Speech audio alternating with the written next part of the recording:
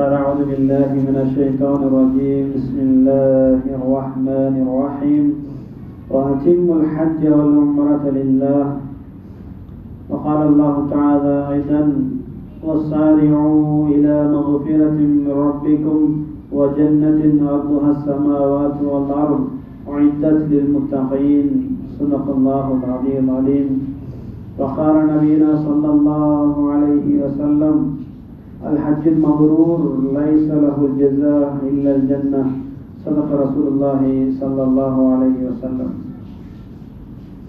கண்ணியத்துக்குரிய மேலான பெரியோர்களே, சகோதரர்களே, தாய்மார்களே, சகோதரிகளே, அல்லாஹ் சுப்ஹானஹு வ தஆலா எங்களுக்கு தந்த ஒரு மேலான ஒரு சந்தர்ப்பம், மேலான ஒரு பாக்கியம்.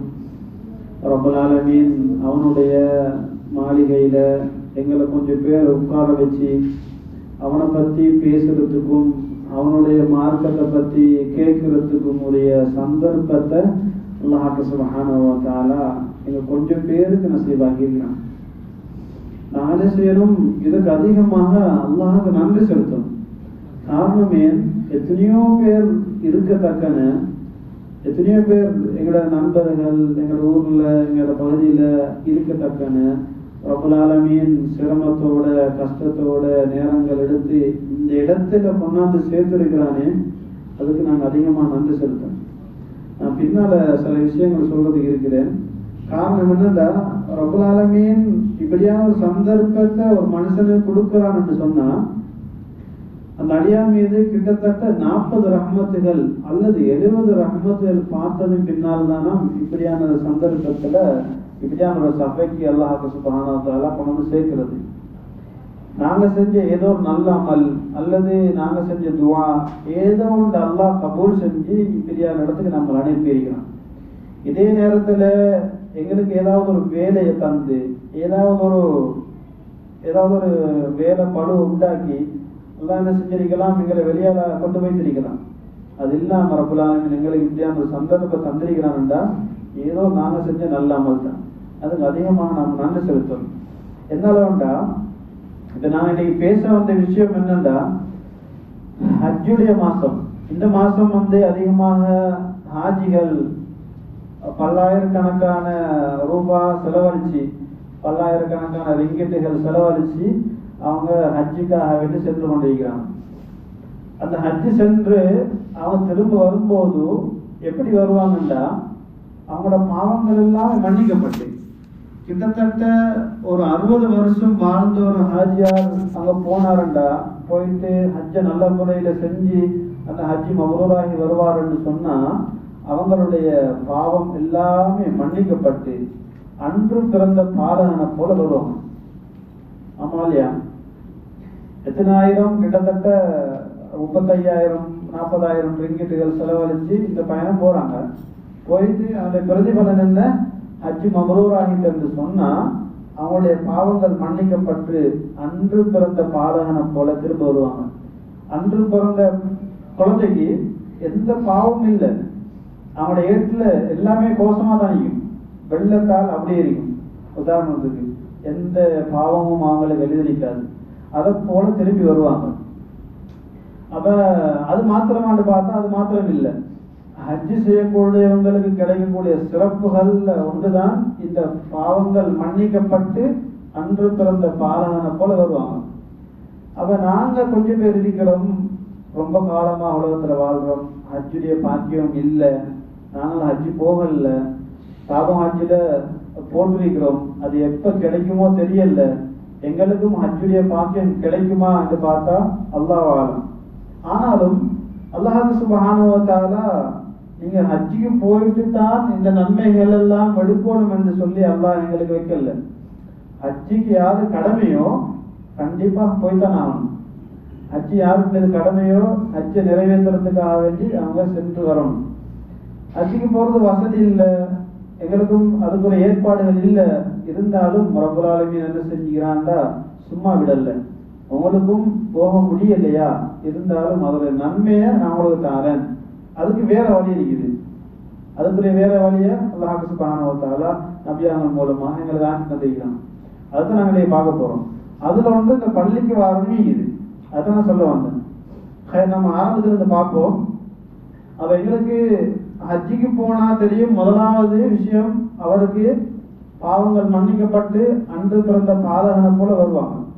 ரெண்டாவது விஷயம் நபியாவ சொன்னாங்க, யார் ஹஜ் செய்யறாங்களோ அவங்களுக்கு அந்த ஹஜ்ஜின் மூலமாக ரப்பல் ஆலமீன் அவங்களுடைய வறுமை இல்லாமக்கி அவங்களுடைய எந்த அளவுக்குண்டா யார் ஹஜ்ஜிக்கு முதலாக போய் இந்த காபா பார்ப்பாங்களோ அவங்களுக்கு கியாமத் நாள் வரும் வரைக்கும் அல்லாஹ் வறுமையில சோதிக்க மாட்டான்.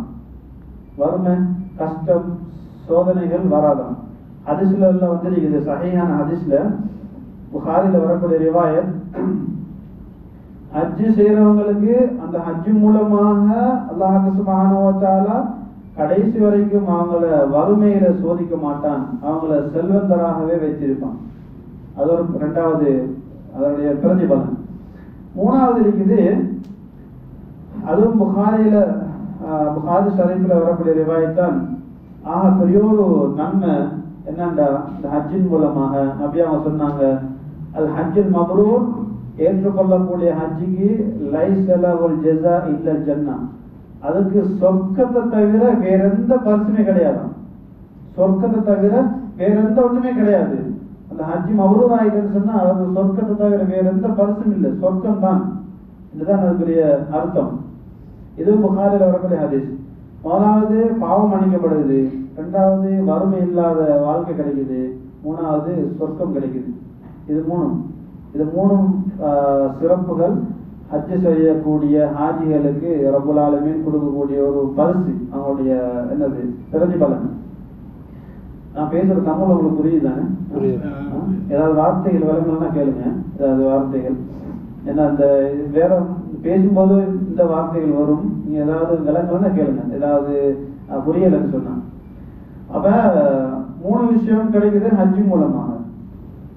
இப்ப இந்த ஹஜ்ஜுக்கு எங்களுக்கு போறது கிடைக்கல. கிட்டத்தட்ட உலகத்துல 200 மில்லியன், கிட்டத்தட்ட 200 மில்லியன் மக்கள் உலகத்தில் நிற்கிறாங்க. ஆனாலும் 17,000 மக்களுக்கு தான் இந்த ஹஜ்ஜுடைய பாக்கியம் கிடைக்குது. முழு உலகத்திலே கிட்டத்தட்ட 200 கோடி, 200 கோடி தான் பில்லியன் 2 மில்லியன் 200 கோடி மக்கள் முழு உலகத்தில் நினைக்கிறாங்க. அதுல 17 லட்சம் மக்களுக்கு தான் ஹஜ் செய்யற பாக்கியம் கிடைக்குது ஒவ்வொரு வருஷம். 200 கோடிக்கு 17 லட்சம் என்றா எங்க எவ்வளவு பேர் ஹஜ் செய்யாம வெளியேறிக்கிறாங்க. அப்ப அவங்களுக்கெல்லாம் இந்த நன்மை எப்படி அடைஞ்சு கொள்றது?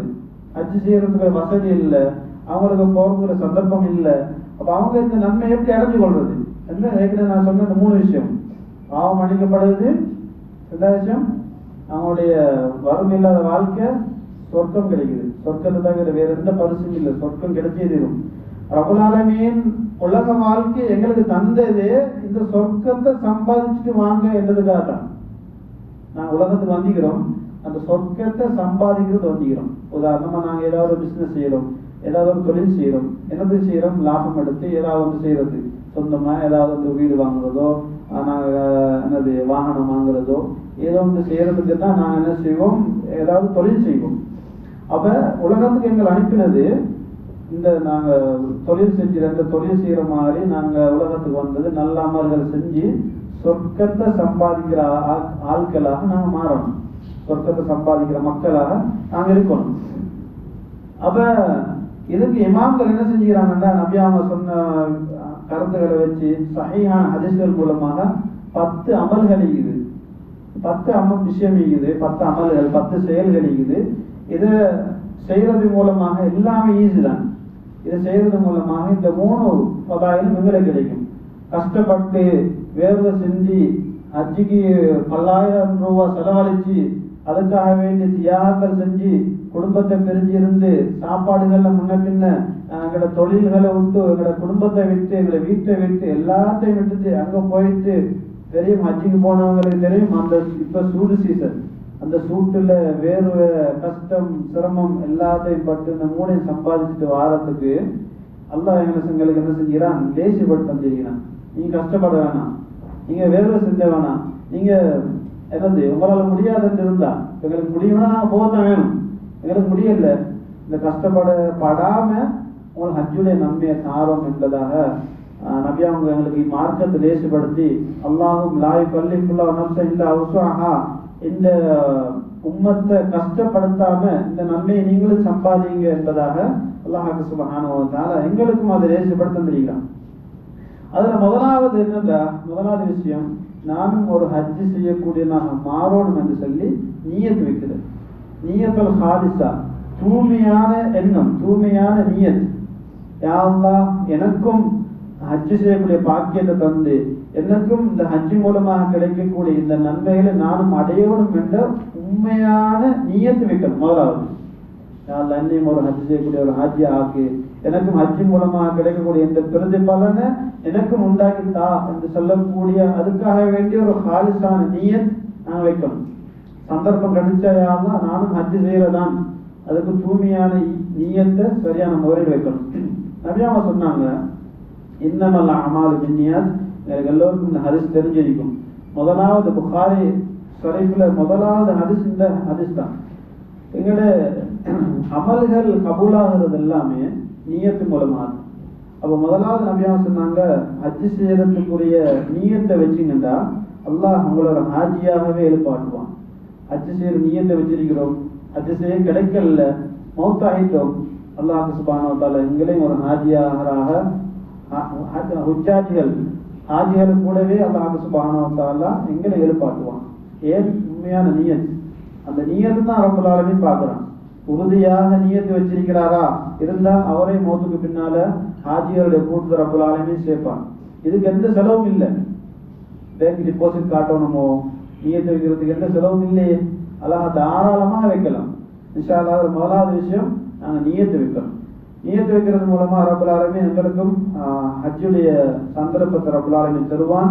அப்படி இல்லைன்னு சொன்னா எங்களை ஒரு ஹாஜியா அல்லாஹ் சுப்ஹானஹு வ தஆலா எழுப்பாட்டுவான். ரெண்டாவது விஷயம் தான், ஹஜ்ஜு செஞ்ச ஒரு ஹாஜியார், ஏற்கனவே ஹஜ்ஜுக்கு போன ஒரு ஹாஜி, அவருக்கு வேலை பழுக்கலிக்குது, சரியான வேலை, அவருக்கு விட்டுட்டு போக இயலா, அவருடைய குடும்ப சூழ்நிலை, இப்படியான ஒரு இறுக்கமான ஒரு நிலைமையில ஹாஜியார், அவருக்கு எல்லா வசதியும் மீகுது. அவர் கடமையை முடிச்சுட்டாரு. முதல் வாட்டி போயிட்டு ஹஜ்ஜை முடிச்சுட்டு வந்துட்டாரு.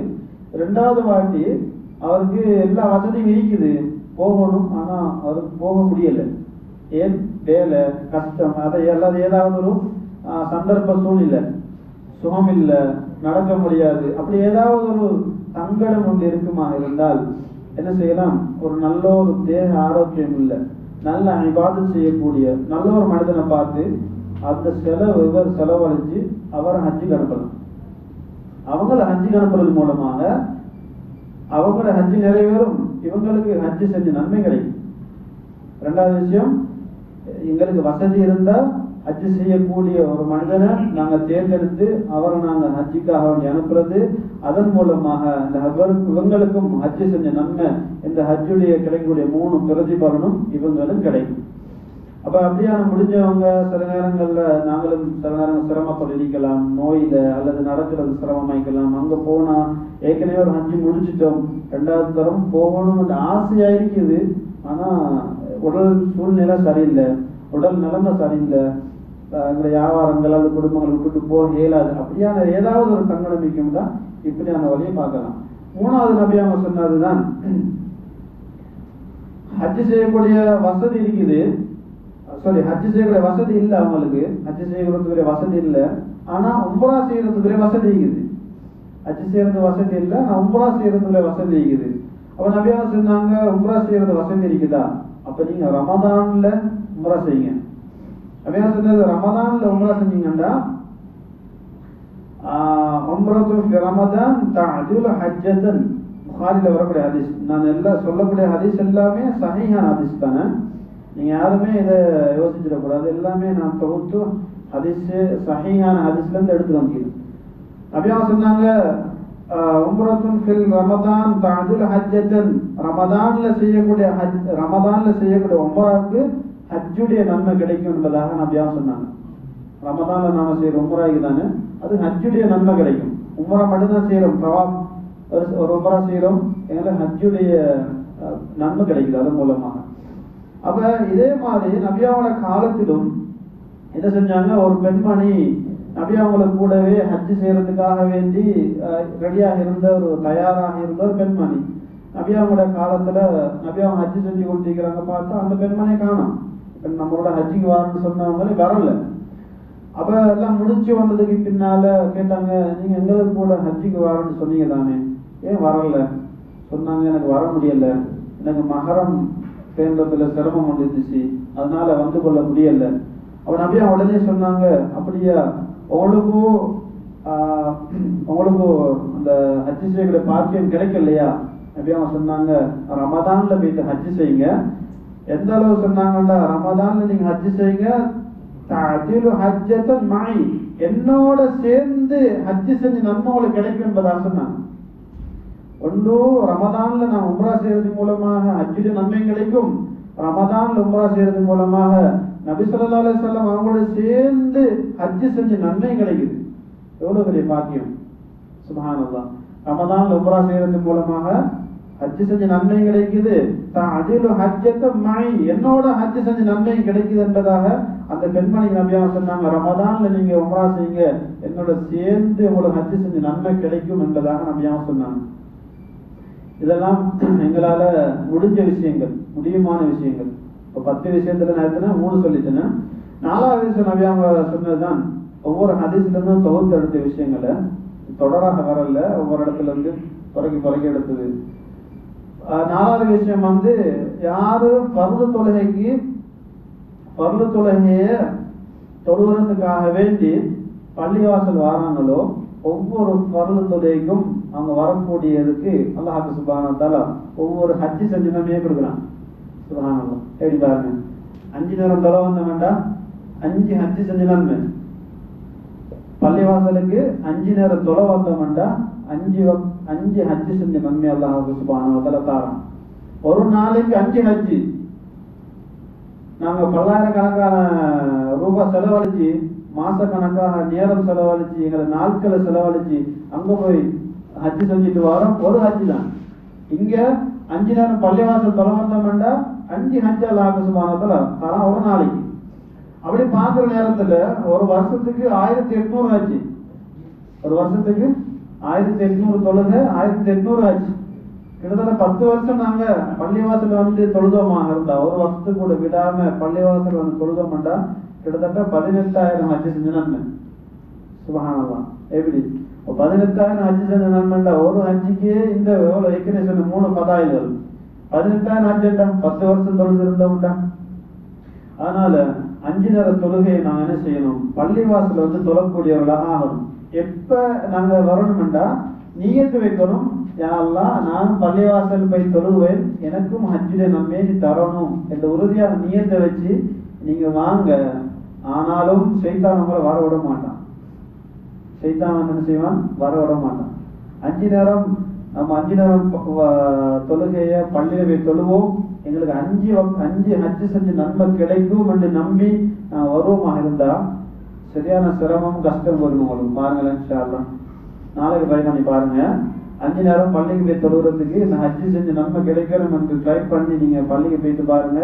ஷைத்தான் விட மாட்டான். ஏதாவது ஒரு வேலைகள், ஏதாவது ஒரு சோலைகள், ஏதாவது வரும். அதையும் தாண்டி கஷ்டப்பட்டு நீங்க போனீங்களா இருந்தா நிச்சயமா சத்தியமாக அல்லாஹ் சுப்ஹானஹு வ தஆலா ஒரு 5 ஹஜ்ஜு செஞ்ச நன்மையை தருவான். அதனால முடியுமானவர்கள் இதெல்லாம் செய்ய முடியுமான விஷயங்கள். இதெல்லாம் செய்ய இயலாண்டு இல்லை. சிரமம் எடுத்தால் ஏதாவது ஒரு நாங்க முயற்சி செஞ்ச மாட்டோம், எங்களால் முடியாத எதுவுமே கிடையாது. அதனால இந்த விஷயத்தையும் ட்ரை பண்ணி பாருங்க.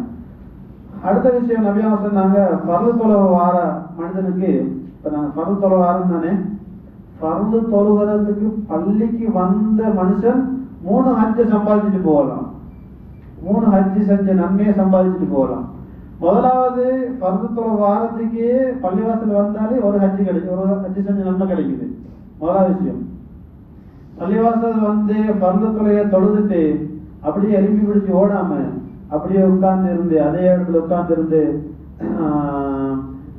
100 தஸ்பீஹாத்துகள் நாங்க சுப்ஹானல்லாஹ் சொல்லுவோமே, சுப்ஹானல்லாஹ் 33, அல்ஹம்துலில்லாஹ் 33, அல்லாஹ் அக்பர் 33, லா இலாஹா இல்லல்லாஹ் வஹ்தஹு லா ஷரீக லஹு ஓதுவோமே. இப்படியான 100 தஸ்பீஹாத்துகள் அதே இடத்துல இருந்து அவர் ஓதுவாராக இருந்தா அல்லாஹ் சுப்ஹானஹு வ தஆலா அவர் ஹஜ்ஜு செஞ்ச நன்மையை கொடுக்குறான்.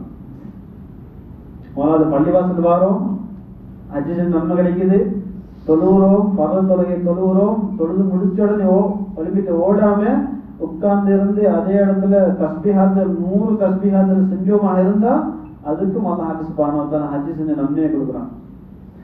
அதே போல இன்னொரு விஷயம் நபியாம சொன்னாங்க, நபி உமாமத் ரலியல்லாஹு தஆலா இந்த ஹதீஸை ரிவாயத் பண்றாங்க புகாரில, இது தபரானில வரக்கூடிய ரிவாயத். மன் கதா இலல் மஸ்ஜிதி லா யுரீது இல்லா அன் யதஅல்லம கைரன் அவ் யுஅல்லிமுஹு கான லஹு கஅஜ்ரி ஹஜ்ஜின் தாம்மன் ஹஜ்ஜத்துஹு. என்ன நபியாம சொன்னாங்கடா, ஒரு மனிதர் பள்ளிவாசலுக்கு வாராரு, வரும்போது லா யுரீது இல்லா யதஅல்லம கைரன், நல்ல விஷயங்களை ஏதாவது ஒன்றை படிச்சு கொள்ளணும். இப்போ நாங்கள் வந்திருக்கிறோம், நாங்கள் ஓதிட்டு ஏதாவது ஒரு விஷயத்தை கேட்டுட்டு வந்திருக்கிறோம். அப்போ நாங்கள் வாரோம், அந்த மனிதர் வாராரு பள்ளிவாசலுக்கு, எந்த ஒரு நாட்டமும் இல்லை, அவருக்கு ஏதாவது ஒரு நல்ல விஷயத்தை படிச்சு கொள்ளணும், அல்லது ஏதாவது ஒரு நல்ல ஒரு விஷயத்தை கற்றுக் கொடுக்கணும், ஏதாவது ஒரு விஷயத்தை சொல்லிக் கொடுக்கணும், அல்லது ஏதாவது ஒரு விஷயத்தை படிச்சு கொள்ளணும். இப்படியான ஒரு நல்ல ஒரு நியத்துல அவர் வந்தாராக இருந்தால், பள்ளிவாசலுக்கு வந்தாராக இருந்தால், கானலவு காஜரி ஹஜ்ஜின் தாமன், பூர்த்தியான ஹஜ்ஜி செஞ்ச நன்மை அவருக்கு கிடைக்கலாம். பூர்த்தியான ஹஜ்ஜன் தாமன் நபியா சொன்னாங்க, அவருக்கு பூர்த்தியான ஹஜ்ஜி செஞ்ச நன்மை கிடைக்குது என்பதாக நபியா சொன்னாங்க. அவ பள்ளிவாசல் வரக்குள்ளேயே நாங்க 3 ஹஜ்ஜ இந்த விஷயத்திலே கற்றுக் கொடுத்தோம். வரதுக்கு ஒரு நாள் ஹஜ்ஜி செஞ்சோம்னா, 2வது தஸ்பீஹாத்துல தொழுதுட்டு ஓதினோம்னா அதுக்கு ஒரு ஹஜ்ஜி செஞ்ச நன்மை, நீயத்தை வச்சுட்டு வாரம் ஏதாவது ஒரு விஷயத்தை படிச்சு கொள்ளணும், அல்லது ஏதாவது ஒரு விஷயத்தை படிச்சு கொடுக்கணும் என்று வாரம், அதுக்கு 3 ஹஜ் அங்கே வந்துடுது. அடுத்த விஷயம் நபி அவங்க சொன்னாங்க, இப்ப நான் ஏற்கனவே சொன்னேனே 100 தஸ்பீஹாத்துகளுடைய விஷயம், அந்த விஷயத்தை நபி அவங்க சொல்லும் போது அதிகமான ஏழைகள் என்ன செஞ்சாங்க, அந்த காலத்துல இருந்த அதிகமான ஏழைகள் நபி அவங்க வந்து சொன்னாங்க, தஹபா அஹ்லுல் துஜூத் பி அஜல், சொன்னாங்க நபி அவங்க, யாரும் சொல்லலாம் எங்களுக்கு ஹஜ்ஜி செய்யறதுக்கு வசதி இல்லை, வசதிக்கார ஆட்கள் நிறைய பேர் என்ன செய்யறாங்க, ஹஜ்ஜிக்கு போறாங்க, அவங்க உம்ராவுக்கு போறாங்க. வசதி உள்ளவங்க என்ன செய்யறாங்க, அனாதைகளுக்கு சாப்பாடு கொடுக்குறாங்க, விதவைகளுக்கு உணவளிக்கிறாங்க, விதவையை பராமரிக்கிறாங்க, விதவை தெரியுதானே, விதவையை பராமரிக்கிறாங்க, சதக்கா செய்யறாங்க, ஜகாத் கொடுக்குறாங்க, அனாதைகளுக்கு ஆதரவு அளிக்கிறாங்க. இப்படியான எல்லா விஷயங்களும் வசதி உள்ளவங்க செய்யறாங்க, எங்களால் ஒன்றுமே செய்ய முடியாது என்று சொல்லும் போது அப்படியே அவங்க சொன்னாங்க, நீங்க ஒவ்வொரு பர்த தொழுகைக்கு பின்னாலும் இந்த 100 தஸ்பீஹாத்துல் சொல்லுங்க, அவங்க செய்யறத போல நன்மை உங்களுக்கு கிடைக்கும் என்பதா சொன்னாங்க. எவ்வளவு பெரிய நன்மை பாருங்க. இன்னொரு விஷயம், சுப்ஹானல்லாஹ் அல்ஹம்துலில்லாஹ் அல்லாஹ் அக்பர் சொல்றது, ஒரு நான் நினைக்கிறேன் ஒரு 10 செகண்ட் வந்து ஒரு 5 நிமிஷம் கூட வராதுன்னு நினைக்கிறேன் சில நேரங்கள்ல. அப்ப அந்த 5 நிமிஷம் செய்யக்கூடிய இந்த அமலுக்கு நான் இது விஷயத்துக்கு அதே இடத்த உட்கார்ந்துட்டு நான் ஓதுறோம், அதுக்கு அல்லாஹ் சுப்ஹானஹு வ தஆலா அனாதைகள் ஆதரிச்ச நன்மை, விதவைகளுக்கு உதவி செஞ்ச நன்மை, ஜகாத் கொடுத்த நன்மை, சதகா கொடுத்த நன்மை, ஏழைகளை பராமரிச்ச நன்மை, இப்ப பணக்காரவங்க ஹஜ்ஜிக்கு போறதுக்குற நன்மை எல்லாமே கிடைக்குதுன்னு சொன்னதோட ஏழை சஹாபாக்கெல்லாம் இத முன்மூலமா செஞ்சாங்க. அப்ப பணக்கார சஹாபாக்கள் கொஞ்சம் பெரியப்பாங்க தானே, அவங்களுக்கு இந்த விஷயம் தெரிஞ்சுது, அவங்களும் பார்த்தாங்க, இந்த இவங்கெல்லாம் உட்கார்ந்து கொண்டு இருக்கிற செஞ்சு கொண்டு இருக்கிறாங்க எந்த விஷயம் அவங்களுக்கு தெரிஞ்சு அவங்க என்ன செஞ்சா அவங்களும் செய்ய ஆரம்பிச்சுட்டாங்க. ஏற்கனவே நம்பியாமட்ட வந்து சொன்ன யாரும் சொல்லலாம், அவங்க வசதிக்காரவங்க, அவங்க அதன் மூலமா நன்மைகள் நிறைய எடுக்கிறாங்க. எங்களுக்கு வசதி இல்லை, நாங்க எதை செஞ்சு இந்த நன்மையை எடுத்துக்கொள்ளலாம் தான் நாங்க நினைச்சேன். அந்த விஷயம் அவங்களுக்கு தெரிஞ்சு அவங்களும் செய்ய ஆரம்பிச்சுட்டாங்க. இப்ப நாங்க என்ன செய்யறது, வேற என்ன செய்யலாம் என்று நபியாவோட கேட்கும் போது நபியா சொன்னாங்க, நபியா சொன்னாங்க, இது வந்து ரப்பல் ஆலமீன் அல்லாஹ் சுப்ஹானஹு வ தஆலாவுடைய தனிப்பட்ட சிறப்பு, தனிப்பட்ட ஃபضل, தனிப்பட்ட இரக்கம். அவன் யாருக்கு நாடுறானோ அவங்களுக்கு கொடுக்குறான். யுக்திஹி மையஷா, அவன் யாருக்கு நாடுறானோ அது அவங்களுக்கு கொடுத்து கொண்டு போறான். அது அவங்களோட தனிப்பட்ட சிறப்பு. அவங்க அதுவும் சம்பாதிச்சு இதே சம்பாதிச்சு இன்னும் மேல மேல சம்பாதிக்கிறாங்க. எல்லாருக்கும் ஒரே அளவில் இல்லையே, உலகத்திலையும் எல்லாரும் ஒரே லெவல் எல்லாம் வைக்கல, ஒவ்வொருத்தர் ஏற்றத்தாழ்வு எல்லாம் வச்சுட்டு அடிக்கிறான். அதே போலதான் நன்மையிலே ஏற்றத்தாழ்வு எல்லாம் வச்சிருக்கிறான், ஒவ்வொருத்தருக்கும் ஏற்றத்தாழ்வு வச்சிருக்கிறான். ஜாலிக ஃபதுல்லாஹ், அது அல்லாஹ்வுடைய ஃபதுல். யுக்திஹி மையஷா, அவன் யாருக்கு நாடுவானோ அவங்களுக்கு தான் அதை கொடுக்குறான் என்பதாக நபி ஸல்லல்லாஹு அலைஹி வஸல்லம் சொல்லி காட்டினாங்க. அப்ப இந்த விஷயம் இது 6வது விஷயம். என்ன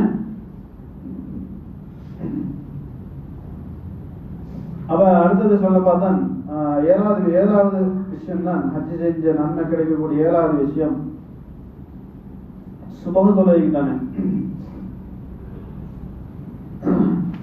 சுபஹ் தொழுகைக்கு யாரு பள்ளிக்கு வராங்களோ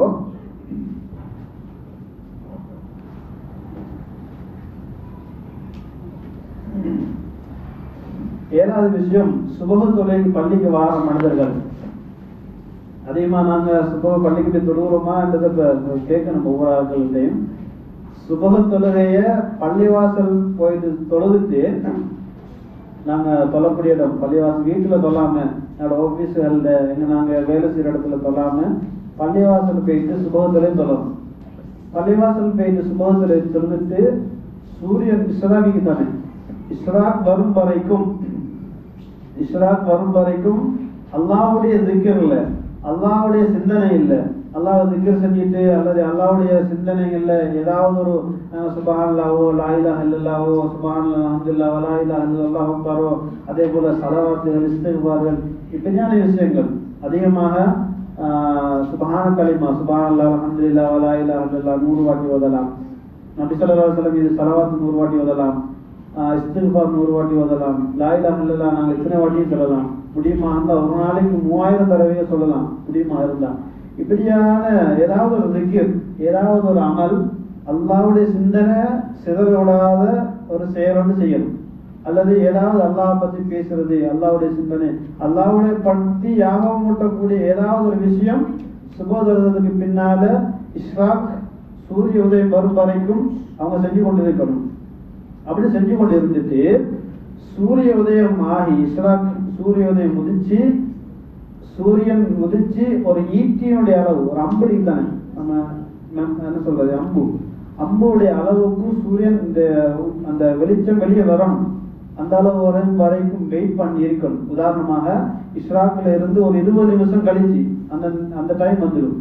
இஸ்ராக்குடைய நேரம் வந்து ஒரு 20 நிமிஷம் கழிச்சு அதுக்கு பின்னால 2 ரக்காத் அது இஸ்ராக்குடைய தொழுகை நியத்தை வச்சு தொழலாம் அல்லது லுஹாவுடைய தொழுகை நியத்தை வச்சு தொழலாம். ஏதாவது ஒரு நியத்தை வச்சு 2 ரக்காத் ஒரு மனிதன் தொழுவாராக இருந்தா நபி அவங்க சொன்னாங்க ஹஜ்ஜன் தாம்மன் ஹஜ்ஜன் தாம்மன் ஹஜ்ஜன் தாம்மன் 3 வாட்டி சொன்னாங்க.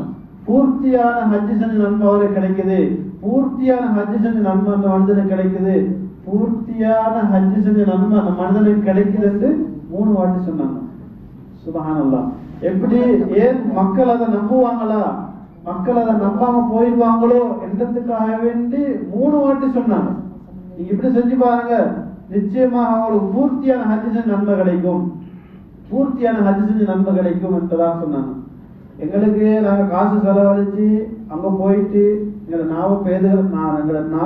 நாவு நாங்க சரியான முறையில நல்ல வார்த்தைகள் பேசி நாங்க தேவையில்லாத வார்த்தைகள் பேசாம பேணுதலாக எங்களோட ஹஜ்ஜி முறிஞ்சிடாம ஹஜ்ஜி பாத்தில் ஆகிடாம பேணுதலாக ஹஜ்ஜி செஞ்சுட்டு வந்தா தான் எங்களுக்கு ஹஜ்ஜி மபரூர் கிடைக்கும். அப்படியே சொன்னாங்க இதுல பூர்த்தியான அங்க போயிட்டு நாங்க ஏதாவது யாராவது ஒரு புறம் பேசியோ அல்லது யாராவது பத்தி ஏதாவது ஒரு பேசியோ அல்லது தேவையில்லாத வார்த்தைகளை வெளியாகியோ அல்லது எங்களை ஹஜ்ஜிக்குடைய எங்களை பாத்திலாகியோ ஏதாவது நடந்துட்டு சொன்னா எங்களுக்கு அந்த நன்மை கிடைக்காது. இப்படி நபியா சொன்னாங்க இப்படி செய்யறது மூலமாக பூர்த்தியான ஹஜ் செஞ்ச நன்மை கிடைக்கும், பூர்த்தியான ஹஜ் செஞ்ச நன்மை கிடைக்கும் என்று சொல்லி 3 வாட்டி சொன்னாங்க. ஒரு தரம் சொன்னாலே பரவாயில்ல, நபியா சொன்ன ஒரு வார்த்தை சொன்னாலே அது வாழதான், அது வாக்குறுதி. 3 வாட்டி சொன்னா எவ்வளவு பேர் உறுதியாக இருக்கும். அப்ப இதெல்லாம் எங்களால செய்ய முடிஞ்ச விஷயங்கள், முடியுமானவர்கள் என்ன செய்யலாம், இதை செய்யலாம்.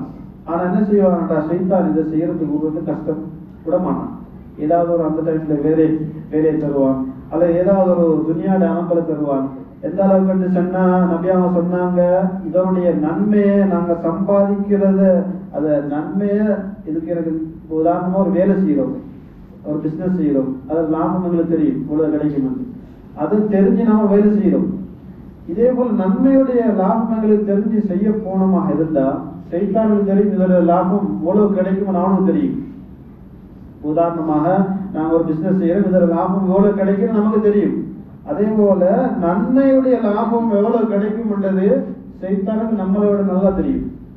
இதை செஞ்சா இவருக்கு அதை விட நன்மை கிடைக்கும், அதனால இதை செய்ய விடாமாக்குறதுக்கு என்னென்ன செய்யலாமோ அதை செய்வான் அவன். இதை செஞ்சா ஒரு 100 நன்மை கிடைக்குமா, சைத்தான் செய்வான் அவருக்கு திருப்பி ஏதாவது வேறொரு வேலையை காட்டி ஒரு நன்மையை செஞ்சு ஒரு நன்மை கிடைக்கிறது மாதிரி பார்த்து கொள்வான். 100 நன்மையை வராம ஒரு நன்மையை செய்யறதுக்குரிய வழியை காட்டி ஒரு நன்மையை தான் எடுக்கிறதுக்கு ட்ரை பண்ணுவான். அதனால சைத்தான் எங்களை எவ்வளவுதான் கஷ்டப்பட்டு செய்ய விட மாட்டான். முடியுமானவர்கள் ட்ரை பண்ணி நாங்கள் இந்த செய்யறதுக்கு நாங்கள் செஞ்சு கொள்ளணும். எந்த அளவுக்கு நபி அவங்க சொன்னாங்க, ஒரு அடியானுக்கு ஏதாவது ஒரு வேலையை, உதாரணமாக துனியா வச்சுக்கோங்களேன், சம்பாதிக்கிற விஷயத்துல அப்படியே அதான் சொல்லி காட்டினாங்க. ஒரு அடியானுக்கு லவ்கான ஆதம வாதியான், உலகத்துல ஆதமுடைய மகனுக்கு அதாவது ரெண்டு ஓடை தான், ஓடை 6 தங்கத்தால கொடுத்தாலும் அவனு செய்வானா 3வது ஒரு 6 தங்க ஓடை கிடைக்காதா என்றுதான் யோசிப்பான். உலகத்துல 2 6 தங்கம் போதும், 1 இருந்தாலே போதும். 6 சும்மாவே அள்ளி எடுக்கிற மாதிரி. கொஞ்சம் தங்கம் இருந்தாலே ஆளுங்களை குடிக்கலாம், கிலோ கணக்குல இருந்தா இன்னும் அவங்கள குடிக்கலாம். ஒரு 6 போதும், அவர்கிட்ட 2 6 ஓடுதான் சொன்னா தங்கத்தால அடியா நினைப்பான ஆதமுடைய மகன் இன்னொரு தங்கோட இருக்க கூடாதான் என்ன யோசிப்பாங்க எதுல உலகத்துல. அப்ப அதை போல நாம் என்ன செய்யணும், நன்மையில விஷயத்துல நாம சம்பாதிக்கணும். ஒரு நன்மை செஞ்சா போதாது, இன்னொரு நன்மை செய்யணும், இன்னொரு நன்மை மேலதிகமா செய்யணும் தான் நாங்க ட்ரை பண்ணணும். அடுத்து 8வது விஷயம் தான் நபியா சொன்னாங்க, பிர்ருல் வாலிதைன், எங்களுடைய பெற்றோர்களுக்கு நாங்க செய்யக்கூடிய உபகாரம். அதாவது ஹஸனுல் பஸ்ரி ரஹ்மத்துல்லாஹி அலைஹி சொல்றாங்க, பெற்றோருக்கு உபகாரம் செய்யறதுல, உபகாரம் உதவி செய்யறது தானே, பெற்றோருக்கு உதவி செய்யறது. ஹஸனுல் பஸ்ரி ரஹ்மத்துல்லாஹி அலைஹி சொல்றாங்க, என்ன சொல்றாங்கன்னா, பெற்றோருக்கு என்ன செய்யணும் என்றால் பேருபகாரம் செய்யணுமா. இந்த வார்த்தை பேருபகாரம், தமிழ்ல பேருபகாரம் என்ன, உபகாரத்துக்கு மேல.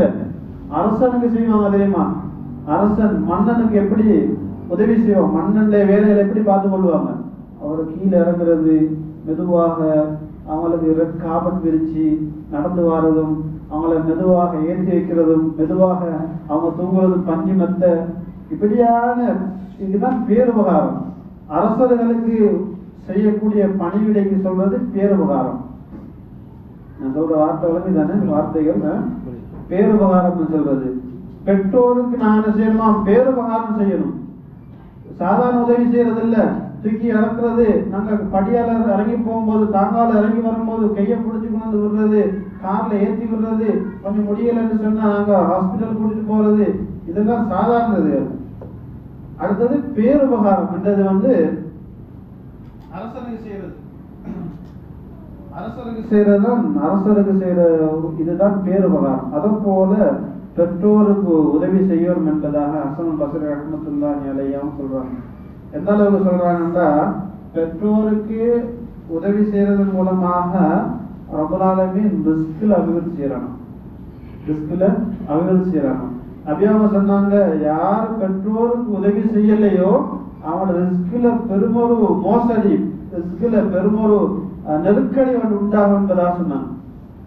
நாங்க பார்க்கணும், எங்களோட வாழ்க்கையில ஏதாவது நெருக்கடி வருதுன்னு சொன்னா, ரிஸ்க்ல ஏதாவது நெருக்கடி வருதுன்னா நாங்க யோசிக்கணும், நாங்க ஏதாவது பெற்றோருக்கு ஏதாவது குறை செஞ்சுக்கிறோமோ, பெற்றோர்கிட்ட அம்மா அத்தாவுக்கு ஏதாவது குறை செஞ்சுக்கிறோம்னு தான் பார்க்கணும். அதனால நேரம் நிறைய போய் கொண்டிருக்கும் போல இன்னொரு விஷயம், 2 விஷயம் இருக்குது.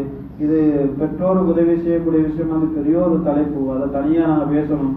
அதனால சுருக்கமாக நான் சொல்றேன், பெற்றோருக்கு நாங்க எந்த அளவுக்கு சொன்னா, பெற்றோர் நாங்க துவா செய்யும் போதும் அந்த துவாவுல பெற்றோரை சேர்த்து கொள்ளல இருந்தா அந்த துவா ஏற்றுக்கொள்ளப்படுமா என்றது சந்தேகம். அதே போல நாங்க செய்யக்கூடிய துவாவுல பெற்றோருடைய துவா இருக்குமாக இருந்தால் நேரடியாக துவா ஏற்றுக்கொள்ளப்படும் என்று. அதே போல நாங்கள் செய்யக்கூடிய துவாவுல பெற்றோரை சேர்க்கலண்டா ரிஸ்கிலும் குறைவு உண்டாக்கப்படும் என்பதாக இருக்கு. இப்படியான பல விஷயங்கள் பெற்றோருக்கு நாங்க உபகாரம் செய்யறது இருக்குது.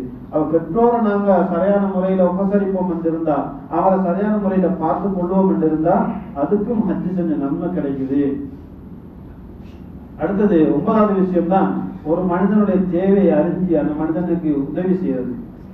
ஒரு மனிதர் கஷ்டப்படுறாரு, அந்த கஷ்டப்படுற மனிதனுக்கு நான் உதவி செய்யறது. அது பொருளால செய்யலாம் அல்லது எங்களால் உடலால. ஒரு மனுஷன் ரோடால போகும்போது கஷ்டப்படுறாரு, நாங்கள் அவரால் தூக்கிட்டு போய் தூடுறோம். அல்லது ஏதாவது எங்களை உடம்பால நாங்கள் அவருக்கு செய்யற நன்மை, ஏதாவது ஒரு உதவி, அதுக்கும் அல்ல ஹஜ்ஜில நன்மையை தரான். அவருக்கு ஏதாவது ஒரு உதவி செய்யறோம், ஏதோ ஒரு அமைப்புல ஏதோ ஒரு வழியால போறாரு, அவருக்கு வழி தெரியா போறதுக்கு நாங்க சொல்றோம் இந்த இல்ல இந்த இடத்துக்கு போங்க, அல்லது இந்த இடத்துல போய் இதை எடுங்க, ஏதாவது ஒன்று நாங்க ஒரு மனிதனுக்கு உதவி செய்யறோமா இருந்தாலும் அல்லாஹ் சுப்ஹானஹு வ தஆலா ஹஜ் செஞ்ச நன்மையை தரான். 10வது விஷயம் தான் ஜும்மாவுக்காக வேண்டி ரெடியாகி போறது. 10வது விஷயம் ஜும்மா தொழுகை தானே, வெள்ளிக்கிழமை நாளைக்கு ஜும்மாவுடைய நாள். ஜும்மாவுக்காக வேண்டி யாரெல்லாம் குளித்து அழகான முறையில அத்தர் மனம் பூசி அழகான உடுப்பு உடுத்து ஜும்மாவுக்காக வேண்டி போறாங்களே, அவங்களுக்கு அல்லாஹ் சுப்ஹானஹு வ தஆலா இஹ்ராம் அணிஞ்சு ஹஜ் செஞ்ச நன்மையை ரப்பல் ஆலமீன் கொடுக்குறாங்க. வெள்ளிக்கிழமை நாம சாதாரணமா குளிச்சுட்டு உடுப்பு போட்டுட்டு மனம் பூசிட்டு போறோம், அதுக்கு எங்களுக்கு எவ்வளவு நன்மை கிடைக்கு தெரியுமா? இஹ்ராம் அணிஞ்சு ஹஜ் செஞ்ச நன்மையை ரப்பல் ஆலமீன் அல்லாஹ் சுப்ஹானஹு வ தஆலா எங்களுக்கு தரான். இப்படியான 10 அமல்கள் நான் சொன்னேன் உங்களுக்கு. இப்ப சொன்ன எல்லாமே 10 விஷயங்கள். இந்த 10 விஷயங்களை செய்யறது மூலமாக ரப்பல் ஆலமீன் ஹஜ் செஞ்ச நன்மையை தரான். இந்த 10 விஷயத்தையும் பெண்கள் யோசிக்கலாம், நாங்க வீட்டில் இருக்கிறோமே எப்படி நாங்க செஞ்சு கொள்றது என்று சொல்லி நாங்க யோசிக்கலாம். பெண்களுக்கு நாங்க தொழக்கூடிய நம்ம தொழுகிற அடமைக்கு தானே, பெண்கள் வீட்டுல தொழுகிற அடமைக்கு தானே, அந்த இடத்துல இருந்து கொண்டே அந்த முசல்லாவில் இருந்து கொண்டே அவங்க அந்த நன்மையை சம்பாதிக்கலாம். சொன்ன எல்லா விஷயத்தையும் பெண்கள் வீட்டில இருந்து செய்வாங்களாக இருந்தா அவங்களுக்கும் அல்லாஹ் சுப்ஹானஹு வ தஆலா ஹஜ் செஞ்ச நன்மையை கொடுக்குறான். அவங்க பள்ளிவாசல் வந்துதான் தொழணும் இல்லை, அவங்க ஜும்மாவுக்கு போகணும் இல்லை, இப்படியான விஷயங்கள் நம்ம ஏற்கனவே பேசின எல்லா விஷயங்களையும் அவங்க வீட்டுக்குள்ள தொழுகிற இடத்துல இருந்து முசல்லாவில் இருந்து செஞ்சாலே அவங்களுக்கு ஹஜ் செஞ்ச நன்மை அல்லாஹ் சுப்ஹானஹு வ தஆலா தரான். அதனால நாங்களும் எதை பேசணுமோ அதை அமல் செய்யறதுக்கு எல்லாரும் ரெடியாகும் இன்ஷா அல்லாஹ். இது ஈஸியான விஷயம். எங்களுக்கும் ஹஜ் செய்யற நன்மை அல்லாஹ் சுப்ஹானஹு வ தஆலா தரான்.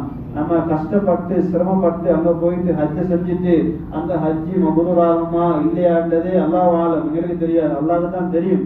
ஆனா இப்படியான விஷயங்கள் நபியாம சொன்னாங்க, இந்த 10 விஷயங்களை செய்யறது மூலமாக உங்களுக்கு ஹஜ் செஞ்ச நன்மை கிடைக்குது என்று சொன்னதுனால நாங்களும் என்ன செய்யலாம், நம்மளால முடிஞ்சது ஏதாவது ஒன்று நாங்க ஒவ்வொரு நாளும் நாங்க சொன்ன விஷயத்துல ஏதாவது ஒன்று நாங்க சரியாக செஞ்சு வருமா இருந்தா எங்களுக்கும் ஹஜ் செஞ்ச நன்மை கிடைக்குது. ஹஜ் செய்யறது மூலமாக பாவம் மன்னிக்கப்படுகிறது, எங்களோட ரிஸ்கில் அபிவிருத்தி கிடைக்குது, வறுமையான நெருக்கடி கிடைக்காது, வறுமை அல்லாஹ் சுப்ஹானஹு வ தஆலா நீக்கிடுவான், ரிஸ்கில் பரக்கத் கிடைக்குது. அதே போல எங்களுக்கு மேலான ஜன்னத்துல் ஃபிர்தௌஸ் சொர்க்கம் கிடைக்குது. நாங்கள் என்ன செய்யணும், இந்த 3 விஷயம் கிடைக்கிறதுக்காக வேண்டி ஏதாவது ஒரு விஷயம் தொடர்ந்து நாங்கள் செஞ்சுட்டு போகணும்டா ரப்பல் ஆலமீன் எங்களுக்கும் இந்த நன்மையை தருவான் இன்ஷா அல்லாஹ். செஞ்சுக்கொள்ளும் இன்ஷா அல்லாஹ். எதெல்லாம் பேசினோமோ அதை கேட்டோமோ என்னுடைய வாழ்க்கையில் அமல் செய்கிற சந்தர்ப்பத்தையும் அல்லாஹ் சுப்ஹானஹு வ தஆலா நம்முடைய வாழ்க்கையில் அமல் செய்கிற சந்தர்ப்பத்தை ரப்பல் ஆலமீன் அல்லாஹ் சுப்ஹானஹு வ தஆலா நாடி தருவானாக. ஆஃபிரு தஅவானா அல்ஹம்துலில்லாஹி ரப்பில் ஆலமீன். அஸ்ஸலாமு அலைக்கும் வ ரஹ்மத்துல்லாஹி வ பரகாத்துஹு. வ அலைக்கும் ஸலாம்.